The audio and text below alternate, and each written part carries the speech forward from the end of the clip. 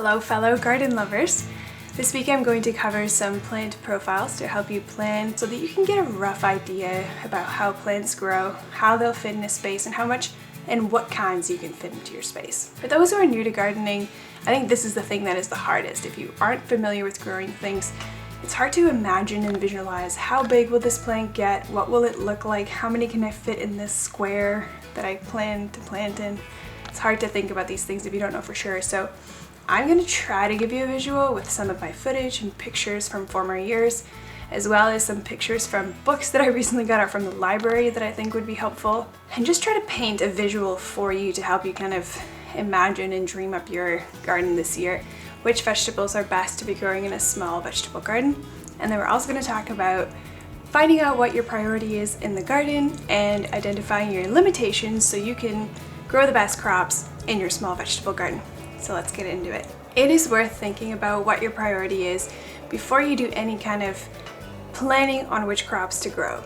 This is important because what you grow depends on if you're trying to learn to grow vegetables for the first time ever, or if there's something in particular you want to grow because it's just too dang expensive to buy at the grocery store, or perhaps you are trying to grow as much as you can to be self-sustainable, which I feel like a lot of people are trying to get into because prices of groceries are high. It's hard to trust the sources of our foods these days, and so a lot of people are moving in that direction, but you may just be wanting to learn how to grow basically anything. So find out where your priority is, start there, because that'll dictate, are you going to be growing a lot of tomatoes, or do you plan to grow a lot of beans?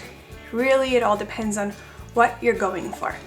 Now for us, we are trying to grow as much food as possible, and we're trying to store a lot of it for eating year round. So my priorities is growing things that have a lot of weight to them, growing a lot of food, meaning a lot of pounds.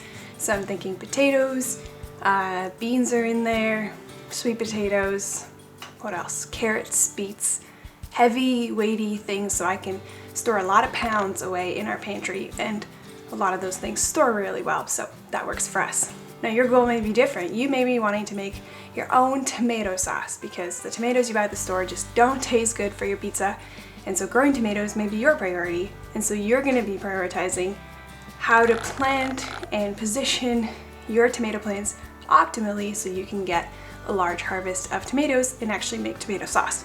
So find your priority. It'll be different for everybody maybe. Identify it, and even if you don't know it, have a rough idea. It doesn't have to be concrete. It can change over time. Mine surely did.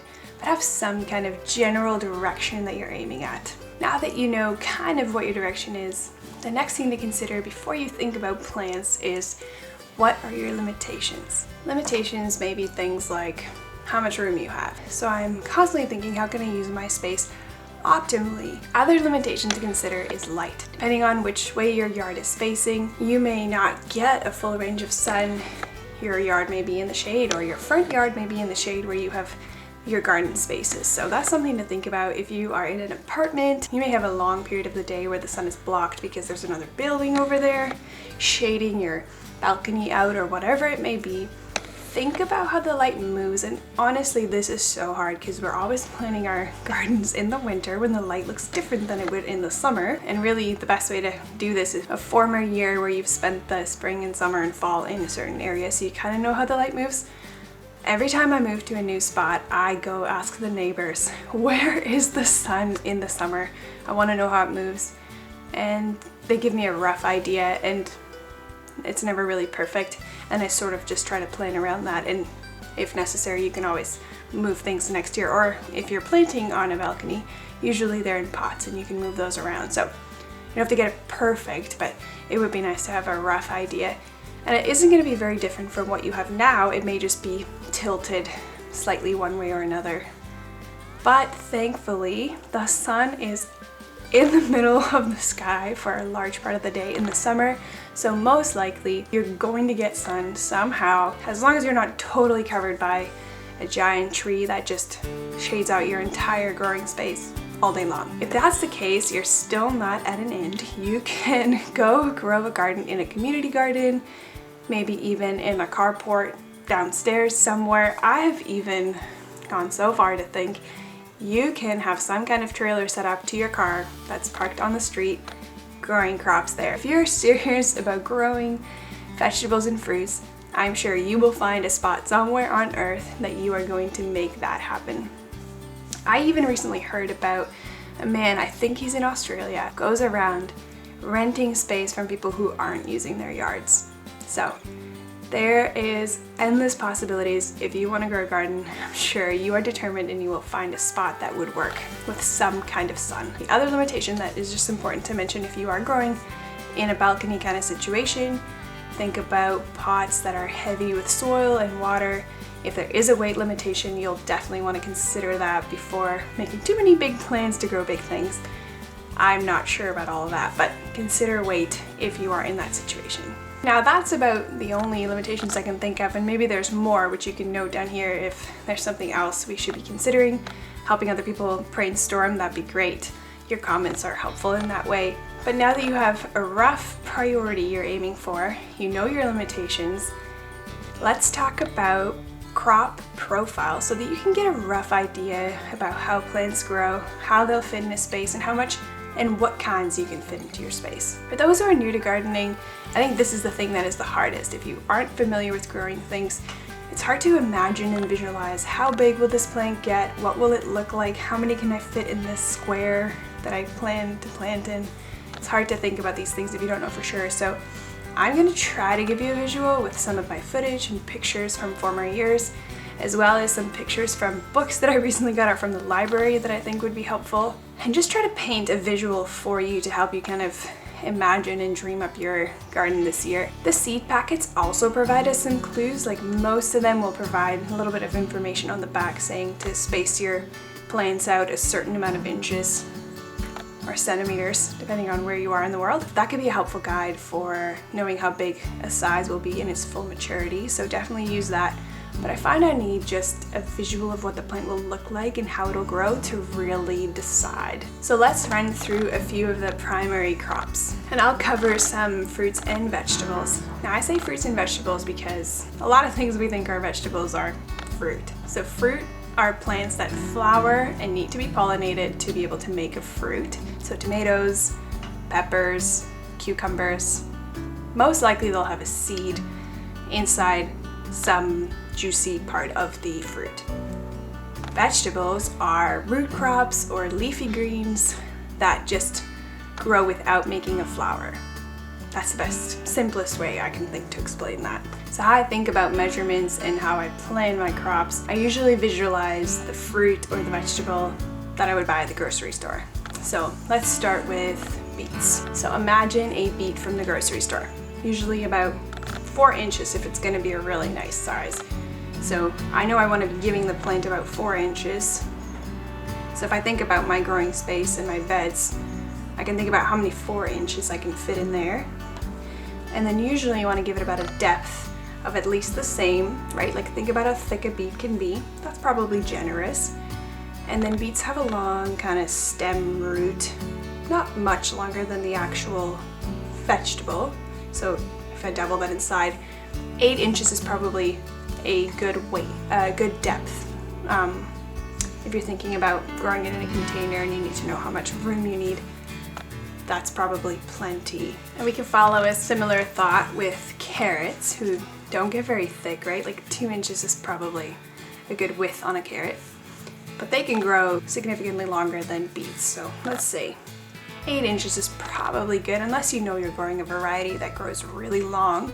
Read the packet, of course, but typically they're about 8 inches. And then they have a little bit of a root system, kind of like the beets. So 12 inches is great if you're gonna be thinking about a container or just space in your garden. They could be about 2 inches apart. Many little 2 inches all down your beds. Radishes, same thing. 2 inches probably by 2 inches. They're kind of small bunches. And 2 inches is another good foliage imagination that grows on top of the root. They don't get very high, but 2 inches is about, you could squeeze them in and they'll kind of fluff together up there. Now onions could be about 2 to 3 inches, maybe 4 if you're growing that's probably a safe space if you're hoping for really big onion bulbs, which are usually flatter, but you know, you can give them a good 4 inches deep if you want to. And then a nice depth, because they do have a, you know, a good size root to grow a good bulb. 8 inches is probably very generous. 6 to 7 is good for onions. Garlic, well, they need a bigger diameter because they could get pretty big. I mean, think about the ones you buy at the grocery store. Perhaps 5 inches could be a good size. 6, 7, 8. I would say 5 to 7 inches apart is a good amount per space per plant. And then for depth, let's say 3 inches. Like again, I'm just imagining a garlic bulb with my depth, and then garlic roots. They don't have very much depth to them at all, so 4 inches is probably plenty if you're thinking about growing it in a container and wonder how much you need. And then potatoes is a whole little growing thing on its own, because I'm going to show you some pictures from a book here called The Fine Gardener, which has a really nice illustration for how potatoes grow. And when you plant that little seed potato and you keep heaping up soil or hay, whatever you're going to be using, leaves, to create a dark space, those tubers, which are those little lines with potatoes on them, will keep growing, keep multiplying as you provide dark space up. And I used to think that you could just do that endlessly and you would have so many potatoes. And I mean, to a certain extent you can, but the growing season is only as long as it can be, and usually you plant out potatoes maybe a little bit before the frost, since they are underground and covered, but not that early. The season is only as long as it can be, but the idea is that they are making these little tubers which hold these potatoes, and they only do that when you are providing dark space with soil or leaves and hay or whatever you can use for the plant to be growing through upwards. Ideally, you want to be keeping those potatoes away from any direct light so that they grow well and don't have too much exposure to light, which will make them green and isn't all that good. You won't die from it, but you definitely don't want all your potatoes to have green spots. Now, if you follow the same trend through to the leafy greens, depending on what kind of salad you're growing, I would check the seed packet for this, what kind of plant spacing you're looking at. But generally, you know, a lettuce head is probably 6 to 8 inches is plenty. And then they have a very shallow root system, so great for containers. You don't need a deep pot at all. And they bunch up really well together. So that's lettuce. Kale is a whole other thing. They can have giant plants, they have huge root systems, but they'll only go as big as you give them. So if you have a small to medium pot, the plant will only grow as far as the roots can go. So that's kind of nice, but they do have the potential to get really large. So from what we usually do in our garden, I would say 20 inches is usually the sizes of my plants. About that height, and if I let them more, 24 inches. Their root systems can go fairly deep. I would give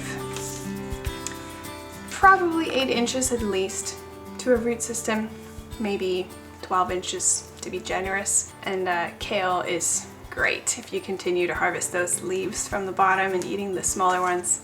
Definitely a great vegetable to grow. Spinach is usually small plants, kind of like the lettuce. I would say spacing probably 4 inches, 4 to 7 or 8 inches is generous for a plant. And again, a small root system, kind of like the lettuce, no more than 4 inches necessary if you want to grow it in a pot. Swiss chard is going to be a little bigger than lettuce and spinach, but smaller than the kale. So probably 8-inch spacing is plenty. Probably say 6 is better because they can grow nice and close together. 6 to 8 inches. Small root system like the lettuce. 4 to 6, probably all you need. Now the fruit and vegetable crops that take up a lot of space are tomatoes. Probably give my plants 20 inches at least. Most of my tomato plants are vining ones because I am training them to grow vertically. I find the best harvest that way. Unless it's a cherry tomato, which is a bush. Let's talk about the vines first. So viney plants I would give probably 18 to 20 inches of space. Not too big in the root system. Like I wouldn't say more than that, 18 inches. That's actually very generous, probably 12 inches. Obviously, the bigger the plant gets, the more root system it'll need, and they'll only go as big as the pot or space you're gonna give them. So 12 to 18 inches, depending on the size of your plant. But that's plenty for a growing season if you're not in a super hot climate where they just grow super vigorously. Now, if you're growing a cherry tomato in a bush variety, they could probably go as big as 30 inches, but that's just the foliage, you know, not really taking up all the soil, but it'll create a shadow for, you know, that amount of space. So you do want to use, you know, a basket would be great for that because it's hanging and it's not taking up, you know, ground space where you want to be really growing plants. This is great for a basket if you can do it not that deep in root systems. Like 8 inches is plenty for a bush variety of a cherry tomato. Other things that take up a large amount of space are cabbages. So if you imagine like the biggest cabbage head you've bought at the grocery store, probably 10 inches, like that's great. And then their foliage around that, just the leaves that photosynthesize the energy to the plant, you know, 20 inches is probably a good amount. They can kind of bunch up with each other with other plants, but I'd say you want to give it at least a 20-inch diameter to grow. Broccoli and cauliflower would be very much the same as the cabbage, so I'm going to group that together. Its root system is kind of like the kale, you know, they can get kind of chunkier the bigger the plant gets, so I would give it a 12-inch base if you can help that. Peppers, well, kind of a shallow root system. The plants that I have grown have never really gotten much bigger than, let's say, 24 inches. Like that's, you know, pretty much the size, but they do require staking because they do get kind of heavy with fruits. Diameter, probably no more than 18 inches is generous. Let's say 14 inches, kind of in a bush variety. That's, you know, let's be safe, 18 inches. That's probably good because, you know, you don't want them too close to the other ones because they're growing fruit, so they kind of need sun, and that's a generous amount. So I've got 18 inches for the diameter of a pepper plant. Now, sweet potatoes and squash, whether it's winter squash or summer squash, these are all plants that can start in the ground and really just use up a vine to grow instead of the ground where you want your precious soil to be growing plants. And so that's generally what I try to do. And when you start the initial plant, you really can get away with probably 20 inches because you're training it to grow up. So the space it needs in the ground, this is generous. It's making probably a really deep root system to hold up the weight of the plant. So, you know, use a very deep pot if you are going to be growing in containers, but you're going to be trellising it. So really, diameter wise, 20 is plenty as you kind of coax it up. And then with the sweet potatoes, I make sure to break off any slips that are trying to grow into the ground and make more offshoots. Just like we do with the tomato plant, we stop any kind of offshoots. Same thing with the sweet potatoes, crack those off. And depending on which winter squash you're growing, you may have to snap off some offshoots that want to go off into their own little growing paths. Summer squash are usually in bush varieties, not for trellising, but you can find varieties that trellis. If you're not going to get a trellising variety, you probably want to give it about at least 20 inches.